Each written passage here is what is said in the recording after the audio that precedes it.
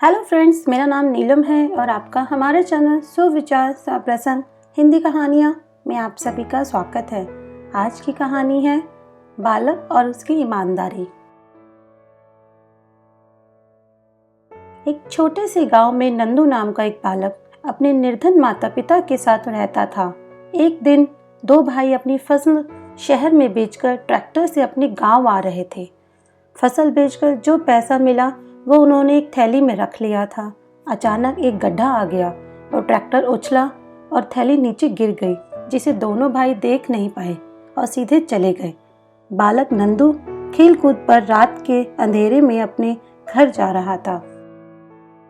अचानक उसका पैर किसी वस्तु से टकरा गया। देखा तो पता चला कि किसी की थैली है। जब नंदू ने उसे खोलकर देखा तो थैली में नोट भरे हुए थे। वो हैरान हो गया। वह सोचने लगा कि पता नहीं किसकी थैली है। उसने सोचा कि अगर यही छोड़ गया तो कोई और उसे उठा ले जाएगा। वो मन ही मन सोचने लगा, जिसकी ये थैली है उसे कितना अधिक दुख और कष्ट हो रहा होगा। हालांकि लड़का उम्र से छोटा था और निर्धन माँ बाप का बेटा था, लेकिन उसमें सूझबूझ काफी अच्छी थी। वह थैली को उठाकर अपने घर ले आया। उसने थैली को झोपड़ी में छुपाकर रख दिया। फिर वापस आकर उसी रास्ते पर खड़ा हो गया। उसने सोचा, कोई रोता हुआ आएगा तो पहचान बताने पर उसे थैली दे दूंगा। इधर जब थोड़ी देर बाद दोनों भाई घर पहुंचे तो ट्रैक्टर में थैली नहीं थी। दोनों भाई यह जान निराश होते हुए बहुत दुखी होने लगे। पूरे साल की कमाई थैली में भरी थी। किसी को मिला भी होगा तो कोई बताएगा भी नहीं। शायद अभी वह किसी के हाथ ना लगा हो। यह सोच दोनों भाई टॉर्च लेकर उसी रास्ते पर वापस चले जा रहे थे।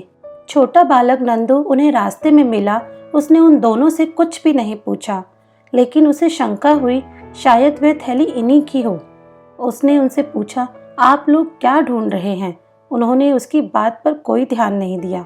उसने दोबारा पूछा, आप दोनों क्या ढूंढ रहे हो? उन्होंने कहा, अरे कुछ भी ढूंढ रहे हैं, तू जा, तुझे क्या मतलब। दोनों आगे बढ़ते जा रहे थे।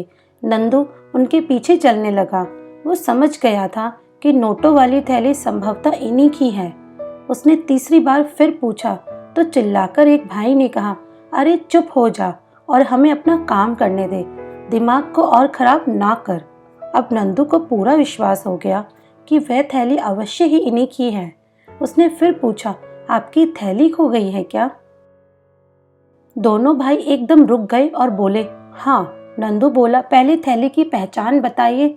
जब उन्होंने पहचान बताई तो बालक उन्हें अपने घर ले गया।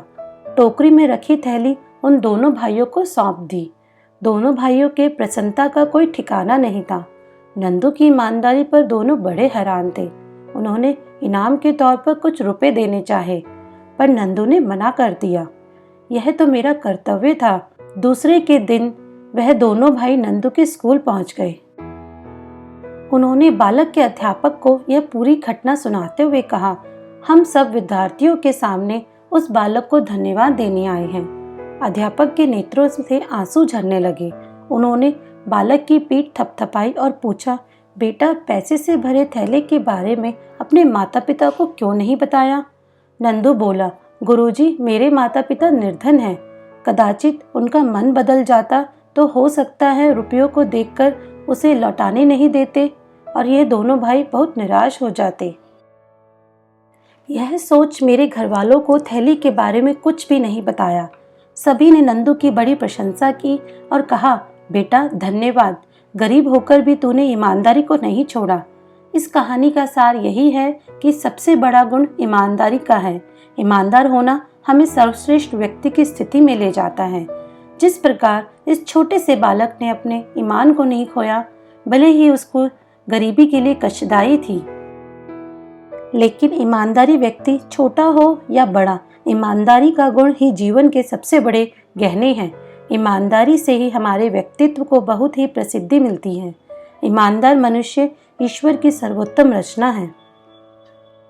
सदैव प्रसन्न रहिए, जो प्राप्त है वही पर्याप्त है। तो दोस्तों, आपको ये कहानी कैसी लगी प्लीज़ नीचे कमेंट करके ज़रूर बताएं और इसे लाइक और अपने सभी दोस्तों के साथ शेयर करना ना भूलें।